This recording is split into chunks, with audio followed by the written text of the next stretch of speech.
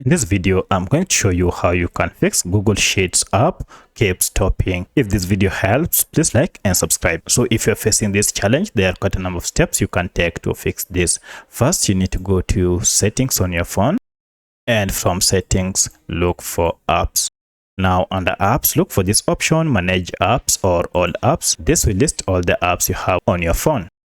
From the list, search for Sheets, tap on it. And from here, first go to force stop, okay, go to clear data and clear cache, and finally okay, finally clear all data. Now restart your smartphone, and you want to ensure that you are not using any VPN or any recently installed security app on your phone. Try to open your app, and the app now should be fixed. However, if this does not fix your problem, then go to Google Play Store or App Store if you are on iPhone and search for your app. So search for Sheets like that, and then tap on it to open and see if we have any update. Update your app to the latest version. Sometimes even after updating, you might still get the same error. For that, it implies that your app contains bugs. You'll need to uninstall the app and install it afresh. So that's how you can fix Google Sheets keep stopping error on your smartphone. If you have any other question, kindly let me know in the comment section. Otherwise, thanks for watching, and let's meet in the next video.